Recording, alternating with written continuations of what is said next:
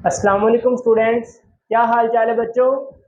तो आज हम class 9 chapter number 5 physical states of matter का एक नया लेक्चर जिसमें हम टाइप्स ऑफ सॉलिड्स को डिस्कस करेंगे।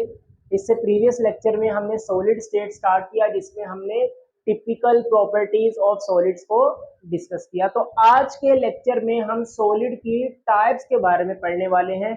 तो बेटा सॉलिड आपको पता है क्या होता है, having definite shape and definite volume. जिनका डेफिनेट शेप होती है, डेफिनेट वॉल्यूम होता है, उनको हम क्या कहते हैं, सॉलिड्स कहते हैं। अब आपके सराउंडिंग में जितने भी सॉलिड्स हैं वो दो ही तरह के होंगे, या वो आपके पास क्रिस्टलाइन सॉलिड्स होंगे या आपके पास अमॉर्फस सॉलिड्स होंगे। ये दो टाइप्स हैं जिनको हम आज इन डिटेल डिस्कस करने वाले हैं। तो आइए पहले हम जो है वो डिस्कस करेंगे कि क्रिस्टलाइन सॉलिड्स क्या होते हैं और फिर हम अमॉर्फस सॉलिड्स की बात करेंगे। ओके, तो आइए हेडिंग लगाते हैं।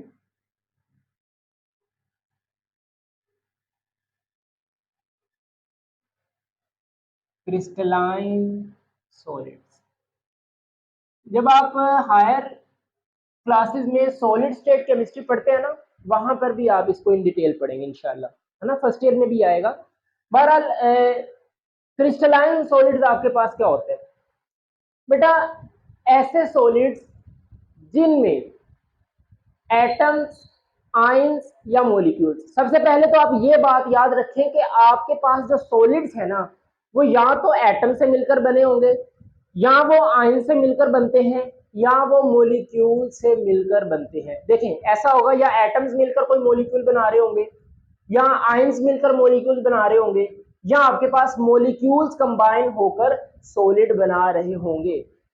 तो अगर आपके पास ऐसे सॉलिड्स हैं जिनमें एटम्स, आयंस और मॉलिक्यूल्स रेगुलरली अरेंज हैं, उनकी अरेंजमेंट रेगुलर है, ऐसे सॉलिड्स को हम क्या कहते हैं, क्रिस्टलाइन सॉलिड्स कहते हैं। और यही क्रिस्टलाइन सॉलिड्स की पहचान होती है। ओके, अब एक चीज आप याद रखें कि बेटा केमिस्ट्री में जहां पर भी एटम, आयंस, मॉलिक्यूल्स का वर्ड कलेक्टिवली बोला जाता है ना, तो इनके लिए हम एक वर्ड यूज करते हैं, that is particles. Okay, atom भी आपके पास पार्टिकल्स हैं, आयंस भी आपके पास पार्टिकल्स होते हैं और मॉलिक्यूल्स भी आपके पास पार्टिकल्स होते हैं। तो हम ये कह सकते हैं कि ऐसे सॉलिड्स जिनमें पार्टिकल्स रेगुलरली अरेंज होते हैं, उन सॉलिड्स को हम क्या कहते हैं, क्रिस्टलाइन सॉलिड्स का नाम देते हैं। अब हर सॉलिड पे डिपेंड करता है कि वो सॉलिड एटम से मिलकर बना है, या आपके पास वो आयन से मिलकर बना है, या वो मॉलिक्यूल से मिलकर बना है। ओके, तो आइए इसकी डेफिनेशन को पहले लिखें, फिर इस पर फर्दर बात करेंगे, एग्जाम्पल के जरिए इसकी डेफिनेशन को और समझने की कोशिश करेंगे। ओके, तो आइए, हमने बात की कि क्रिस्टलाइन सॉलिड्स, डेफिनेशन क्या बनेगी, crystalline solids are those in which atoms, ions or molecules are regularly arranged in 3 dimension and form long range order। Okay, आइए इसकी पहले डेफिनेशन लिखें, फिर इसको फर्दर समझते हैं। सो दो सॉलिड्स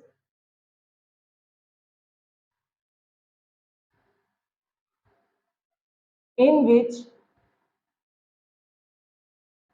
particles, अब पार्टिकल्स क्या क्या हो सकते हैं, वो आपके पास एटम हो सकता है, आयंस हो सकते हैं, वो मॉलिक्यूल्स हो सकते हैं। Okay, those solids in which particles are regularly arranged in 3 dimension and form long range order is called crystalline solids। Okay, अब 3 डायमेंशन का क्या मतलब है, लॉन्ग रेंज ऑर्डर का क्या मतलब है, इसको भी मैं आपको क्लियर करवाता हूं। अगर इसकी एग्जांपल की बात करें ना, तो बेटा इसकी एग्जांपल बेस्ट है आपके पास sodium chloride, that is NaCl, जो आपके पास नमक होता है, ये क्रिस्टलाइन सॉलिड होता है। ओके, अच्छा, अब आप देखिए कि NaCl जो है इसके स्ट्रक्चर में क्या चीज आती है, ये किन किन चीजों से मिलकर बना है। ओके, तो आप देखते हैं कि जो NaCl है बेटा, ये सोडियम आयन और क्लोराइड आयन के मिलने से बनता है, मतलब इसमें Na पॉजिटिव होता है और Cl नेगेटिव होता है। ओके, अब इसमें पार्टिकल्स क्या है, आयंस है। ओके, आयन से मिलकर ये बनता है NaCl। अच्छा, अब सर क्या इसमें Na पॉजिटिव और Cl नेगेटिव जो है ये रेगुलर अरेंज होते हैं? अगर रेगुलर अरेंज होते हैं इसीलिए तो हम इसको क्रिस्टलाइन सॉलिड्स बोलते हैं। तो यस, इसमें बेटा जो Na पॉजिटिव और Cl नेगेटिव वो अपनी मर्जी से रैंडमली अरेंज नहीं होते, बल्कि इनका खास एक पैटर्न होता है, एक खास ऑर्डर होता है, जिसकी वजह से हम इनको क्रिस्टलाइन सॉलिड कहते हैं। अब NaCl के स्ट्रक्चर में Na पॉजिटिव Cl नेगेटिव की अरेंजमेंट किस तरह से होती है, आइए इस चीज को समझते हैं। ओके, आपको याद है हमने चैप्टर नंबर 4 में जब मैंने आपको आयनिक कंपाउंड्स करवाया था, वहां पर भी मैंने आपको NaCl का स्ट्रक्चर ड्रॉ करके दिया था। तो याद रखेंगे, हम इसको फर्दर डिस्कस करेंगे कि जो NaCl है ये बेटा आपके पास क्यूबिक फॉर्म में होता है। ओके, क्यूबिक फॉर्म में। तो कैसे ड्रॉ करेंगे, देखिए आपके पास सबसे पहले आप एक बॉक्स बनाएं। क्यूब ड्रॉ भी करना आना चाहिए आपको, प्रैक्टिस करिएगा इस पे। देन आप थोड़ा सा नीचे करके एक और क्यूब बनाएंगे, ऐसे, समझ गए। देन इस कॉर्नर को इस कॉर्नर से मिला दें, इस कॉर्नर को इस कॉर्नर से मिलाएं, इस वाले कॉर्नर को इस कॉर्नर से मिला दें और यहां से आप इसको मिला दें। ओके, तो ये आपके पास एक क्यूब बन गया। अच्छा, अब इस क्यूब में कहां कहां पर Na पॉजिटिव है, कहां कहां पर Cl नेगेटिव है। तो बेटा याद रखेंगे कि क्यूब के ना 8 कॉर्नर्स हैं, 1 2 3 4 5 6 7 और 8, 8 कॉर्नर्स हैं। तो NaCl में आठों के आठों कॉर्नर्स पर Cl माइनस प्रेजेंट होता है, जिसको हम क्लोराइड आयंस भी बोलते हैं। ओके, तो यहां पर मैं इसको रिप्रेजेंट करने लगा हूं। यहां पर देखिए, ये आपके पास एक Cl माइनस है, जितने भी 8 के 8 कॉर्नर्स हैं उन पर आप क्लोराइड आयंस लगा दें, 5 6 7 एंड 8। ओके, हमने 8 क्लोराइड लगाए। अब आप लोग जानते हैं कि नेगेटिव नेगेटिव हो तो वो क्या करते हैं, एक दूसरे को रिपेल करते हैं। तो इन नेगेटिव नेगेटिव को बैलेंस करने के लिए सोडियम आयन आएगा। ओके, तो जहां जहां पर भी Cl माइनस है उनके सेंटर में आप Na पॉजिटिव को लगा दें। ओके, तो यहां पर देखिए ये क्लोराइड है, ये क्लोराइड है, इसके सेंटर में आपके पास सोडियम का आयन आएगा जो इनको क्या करेगा, बैलेंस कर देगा। अब ये पॉजिटिव नेगेटिव अट्रैक्ट होंगे, पॉजिटिव नेगेटिव अट्रैक्ट होंगे, बैलेंस हो जाएंगे। ओके, सिमिलरली यहाँ पर क्लोराइड है, यहाँ पर क्लोराइड है, इनके सेंटर में सोडियम, इनके सेंटर में भी सोडियम। तो जहां जहां पर आपको Cl माइनस नजर आ रहा है उनके सेंटर में आप सोडियम आयन लगाकर उनको बैलेंस कर सकते हैं। कोई रह गया, ये रह गया, और आई थिंक हो ये रह गया जी। तो इस तरह करके बेटा आपके पास एक यूनिट सेल होता है, इसको हम क्या बोलते हैं, ये NaCl का यूनिट सेल है। ओके, अब बेटा इसी तरह से ना यूनिट सेल मिलते जाते हैं। इसी तरह ये एक यूनिट सेल है, इसी तरह का यूनिट सेल आगे भी होगा, इसके ऊपर भी होगा, इसके नीचे भी होगा, इसके पीछे भी होगा, इसके फ्रंट पे भी होगा, इसके बैक पर भी होगा। तो यूनिट सेल मिलते जाते हैं और एक बड़ा स्ट्रक्चर बनता है जिसको हम कहते हैं क्रिस्टल लैटिस। ओके, तो यहां पर मैं आपको शो करवा देता हूं। यहां पर देखिए आपको पास इसी तरह के यूनिट सेल देखे मिले और यूनिट सेल के मिलने से एक बड़ा स्ट्रक्चर बना जिसको हम क्रिस्टल लैटिस बोलते हैं। ओके, इसको बिल्कुल आप इसी तरह समझ सकते हैं कि जिस तरह हमारे पास एक ईंट होती है ना, ईंट को आप यूनिट सेल मानकर चले। अब ईंटों को जोड़ते जाते हैं और एक बड़ा खूबसूरत सा घर बनकर सामने आता है ना। तो इसी तरह आपके पास ये आपके पास एक यूनिट सेल एक ईंट का काम करता है और फिर जब इसमें मिलते जाते हैं तो एक बड़ा क्रिस्टल लैटिस NaCl का स्ट्रक्चर बनकर सामने आता है। ओके, अब देखें 3D का क्या मतलब है। अब बेटा यहां पर देखिए इसके ना 3 डायमेंशन हैं। ये इसका एक्स एक्सिस है, ये वाला। ओके, ये इसका वाई एक्सिस है और ये वाला इसका जेड एक्सिस है। ठीक है, मतलब ये देखिए एक्स एक्सिस, वाई एक्सिस और ये इसका क्या होगा, थर्ड जेड एक्सिस होगा। ओके, 3 डायमेंशन इसी को बोलते हैं। अब देखें एक्स एक्सिस में, वाई एक्सिस में और जेड एक्सिस में NaCl में सोडियम और आयंस की अरेंजमेंट किस तरह से है। तो देखें यहां पर अलोंग अगर एक्स एक्सिस की बात करें तो नेगेटिव पॉजिटिव नेगेटिव।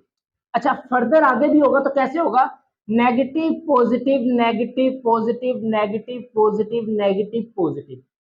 फील आया। सिमिलरली बैकवर्ड भी ऐसे negative positive negative positive negative. मतलब कि अलोंग एक्स एक्सिस चलेंगे तो नेगेटिव पॉजिटिव नेगेटिव, या इसको आप कह सकते हैं chloride sodium chloride sodium chloride sodium and so on. अच्छा, अलोंग वाई एक्सिस देखें तो chloride sodium chloride sodium chloride sodium chloride इसी तरह ऑनवर्ड मूव करेगा। बट बेटा जब हम NaCl के क्रिस्टल लैटिस में यूनिट सेल में अलोंग Z एक्सिस बात करते हैं ना, तो वो आपके पास होता है ये वाला क्लोराइड क्लोराइड क्लोराइड। ये तो बैकवर्ड चला गया ना, ये तो अभी आपको नजर आ रहा है कि शायद ये एक लाइन में है, एक लाइन में ही अगर आप क्यूब देखेंगे ना तो ये वाली जो लाइन जा रही है ये तो पीछे को जा रही है। ठीक है, अब बोर्ड है आपको रिप्रेजेंट नहीं कर सकते 3 डायमेंशन में, लेकिन यहां पर जो Z एक्सिस में आयंस की अरेंजमेंट होती है वो होती है chloride chloride chloride chloride. Okay, तो याद रखेंगे यहां पर मैं इसको लिख देता हूं कि अलोंग एक्स एक्सिस की बात करें तो NaCl में क्लोराइड सोडियम क्लोराइड फिर अप टू सोन इसी तरह। अच्छा, अलोंग वाई एक्सिस की बात करें तो उसमें भी यही ऑर्डर रहता है, chloride sodium chloride. Okay, but on the other hand अगर हम Z एक्सिस मूव करें अलोंग Z एक्सिस तो उसमें जो आपके पास ऑर्डर बनता है वो बनता है chloride chloride and chloride. Okay, तो अब डेफिनेशन पढ़े, रेगुलर अरेंजमेंट इन 3 डायमेंशन। तो देखें एक्स एक्सिस में भी एक रेगुलर पैटर्न है, वाई एक्सिस में भी एक रेगुलर पैटर्न है और जेड एक्सिस में भी एक रेगुलर पैटर्न आपको नजर आ रहा है, जिस पैटर्न को फॉलो करते हुए इसमें आयंस प्रेजेंट होते हैं। ओके, लॉन्ग रेंज ऑर्डर का क्या मतलब है, तो देखो यूनिट सेल मिलेंगे और एक बड़ा स्ट्रक्चर बनेगा जिसको हम कहते हैं कि एक लॉन्ग रेंज ऑर्डर है कि negative positive negative positive negative खत्म नहीं होता जल्दी। ठीक है, तो ये आपके पास एक क्रिस्टलाइन सॉलिड है जिसमें हमने देखा कि जो आयंस हैं वो रेगुलर अरेंज होते हैं और इसी को हम क्या कहते हैं, क्रिस्टलाइन सॉलिड्स का नाम देते हैं। ओके, सेकंड अगर आप इसकी एग्जांपल की बात करें ना तो इसकी एग्जांपल में आपके पास ग्रेफाइट आ सकता है। ठीक है, जो कार्बन से मिलकर बना होता है। ठीक है, ग्रेफाइट का अगर आप स्ट्रक्चर देखें तो मैं वो एक बड़ा नेटवर्क बन जाता है कार्बन का, उसको मैं यहाँ पर आपको शो करवा देता हूँ इमेज के जरिए। आप यहाँ पर देख सकते हैं कि ग्रेफाइट में कार्बन आपके पास एक कार्बन दूसरी से, दूसरी कार्बन तीसरी से, तो कार्बन मिलते जाते हैं और एक रेगुलर 3 डायमेंशन में आपके पास स्ट्रक्चर बनकर आता है ग्रेफाइट का, जिसको हम क्रिस्टलाइन सॉलिड्स का नाम देते हैं। और ग्रेफाइट में आपके पास जो पार्टिकल है वो एटम है क्योंकि कार्बन आपका एक एटम होता है। ठीक है, तो इसकी एग्जांपल में आप NaCl सोडियम क्लोराइड लिख सकते हैं, ग्रेफाइट लिख सकते हैं, सॉरी डायमंड लिख सकते हैं एक्सेट्रा। ओके, अच्छा, अब याद रखेंगे बेटा कि क्रिस्टलाइन सॉलिड्स को हम एक और नाम देते हैं, it is also called true solids. Okay, क्या नाम दे देते हैं, यहां पर मैं इसको लिख देता हूं, क्रिस्टलाइन सॉलिड्स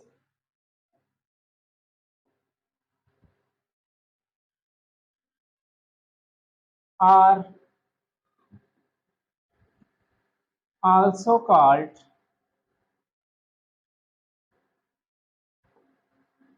true solids। अब इनको ट्रू सॉलिड्स क्यों कहते हैं? क्योंकि इनमें एटम्स रेगुलर अरेंज होते हैं, तो हम कहते हैं ये असली के सॉलिड्स होते हैं। ठीक है, सच्ची मुच्ची के सॉलिड्स होते हैं। ओके, तो इसको हम ट्रू सॉलिड्स, अगर आपसे पूछा जाए व्हाट इज ट्रू सॉलिड्स, तो ट्रू सॉलिड्स का मतलब भी क्रिस्टलाइन सॉलिड्स ही होता है। ओके, अच्छा, फिर आप एक पॉइंट याद रखेंगे कि क्रिस्टलाइन सॉलिड जो है having sharp and fixed melting point, that is very important.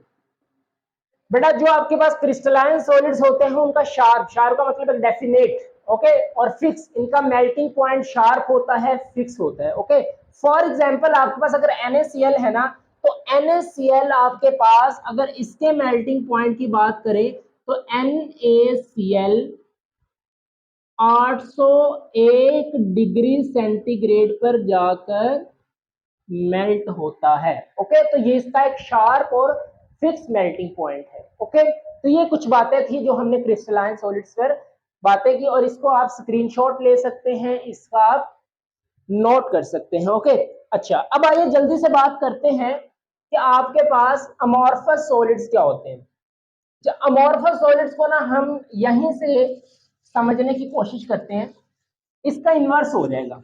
Inverse का मतलब देखिए, क्रिस्टलाइन सॉलिड्स क्या थे? ऐसे सॉलिड जिसमें जो पार्टिकल्स होते हैं वो रेगुलरली अरेंज होते हैं, है ना, रेगुलर अरेंजमेंट होती है। लेकिन अगर अमॉर्फस सॉलिड्स की बात करें तो बेटा अमॉर्फस सॉलिड्स में जो पार्टिकल्स है वो रेगुलरली अरेंज नहीं होते। ओके, तो हम क्या कहेंगे? दो solids in which particles are not regular arranged in 3 dimension। Okay, तो यहीं से अगर हम अमॉर्फस की बात करें, amorphous solids, those solids in which particles, अब पार्टिकल्स वही एटम्स हो सकते हैं, आयंस हो सकते हैं, मॉलिक्यूल्स हो सकते हैं, पार्टिकल्स आर नॉट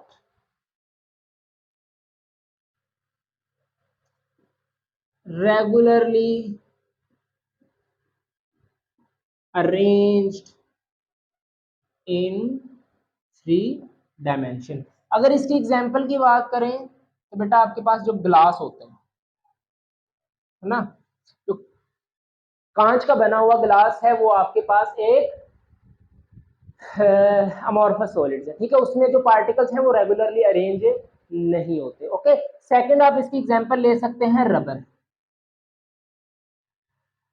एटसेट्रा। तो these are the amorphous solids. अच्छा, अब अगर इनके मेल्टिंग पॉइंट की बात करें तो बेटा अमॉर्फस सॉलिड्स का मेल्टिंग पॉइंट शार्प नहीं होता। Okay, they do not have sharp melting point. For example आप इसको ना प्रैक्टिकल भी कर सकते हैं, वो इस तरह कि अगर फुल आपके पास गर्मी हो ना, जून जुलाई का महीना हो, आप क्या करें कि जो आपके पास रेजर होती है ना, रबर, उसको आप क्या करें कि बेटा छत पे जाके एक लोहे का पीस लें, उसको धूप में रख दें और उसके ऊपर आप अपनी रबर रख दें। ठीक है, सुबह से शाम तक वो रबर वहां पर पड़ी रहे फुल गर्मी में। शाम को आप क्या करेंगे कि आप उस रबर को जब उठाएंगे ना, तो जो रबर का नीचे वाला हिस्सा होगा वो लोहे के साथ चिपक जाएगा, गर्मी की वजह से वो हिस्सा मेल्ट हो जाएगा, लेकिन जो अपर सरफेस होगी वो वैसे की वैसे ही रहेगी, वो मेल्ट नहीं होगी। ठीक है, तो हमने देखा कि रबर एक ही पीस है, लेकिन नीचे से वो मेल्ट होगी, ऊपर से वो सॉलिड ही नजर आ रही है। ठीक है, तो इस तरह के सॉलिड जिनका मेल्टिंग पॉइंट को शार्प नहीं होता, उसको हम कहते हैं कि ये आपके पास अमॉर्फस सॉलिड्स होते हैं। ओके, अच्छा सर, अमॉर्फस सॉलिड्स का भी कोई दूसरा नाम है? जिस तरह क्रिस्टलाइन सॉलिड्स को ट्रू सॉलिड्स बोलते थे, तो जी हाँ, इसको हम एक और नेम से बुलाते हैं, amorphous solids are also called pseudo solids, और इसको सेकंड नेम हम देते हैं सुपर कूल्ड लिक्विड। ओके, तो ये इनके दो नाम हैं, इनको ज़ीरो सॉलिड्स भी बोला जाता है, सुपर कूल्ड लिक्विड भी बोला जाता है। ओके, तो याद रखेंगे, अगर आपसे डिफरेंस भी पूछ लिया जाए कि what is the difference between crystalline solids and amorphous solids, तो सबसे पहले आप इनकी डेफिनेशंस को डिफरेंस में लिखेंगे, फिर इनके मेल्टिंग पॉइंट्स के बारे में बता सकते हैं, और इनका NaCl का स्ट्रक्चर ड्रॉ करके वहां पर NaCl Na positive Cl negative की अरेंजमेंट को समझा सकते हैं। और अगर इनके पूछा जाए कि इनमें रेगुलर अरेंजमेंट नहीं होती, तो अगर मैं आपको समझाना चाहूँ ना बहुत सिंपल वर्ड्स में, तो हम ये कह सकते हैं कि अमॉर्फस सॉलिड जो हैं उनमें जो पार्टिकल्स हैं वो ऐसे अरेंज होते हैं, ऐसे। हाँ, कोई आपको इनकी शेप नजर आ रही है? नो। तो आप यहां पर भी याद रखेंगे कि अमॉर्फस सॉलिड्स को हम कहते हैं शेपलेस। सो अमॉर्फस का मतलब ही आपके पास, अमॉर्फस मीन्स शेपलेस। ओके, तो इस तरह से बेढंग सी, रैंडम सी अरेंजमेंट होती है पार्टिकल्स की। ओके, तो होप सो आपको क्रिस्टलाइन सॉलिड्स अमॉर्फस सॉलिड्स में डिफरेंस समझ आया होगा। बड़ा डिफरेंस पार्टिकल्स की अरेंजमेंट का ही है। रेगुलर अरेंजमेंट है तो उसको हम क्रिस्टलाइन सॉलिड्स बोलते हैं, इरेगुलर अरेंजमेंट है तो उसको हम अमॉर्फस सॉलिड्स का नाम देते हैं। ओके, तो किसी भी किस्म का आपके माइंड में क्वेश्चन हो आप पूछ सकते हैं। नेक्स्ट वीडियो इंशाल्लाह एलोट्रॉपी पे आने वाला है, इंपॉर्टेंट लेक्चर होगा। तो नमाज पढ़ते रहें, कुरान पाक की तिलावत करते रहें। मिलते हैं नेक्स्ट वीडियो में। All the very best. Allah Hafiz.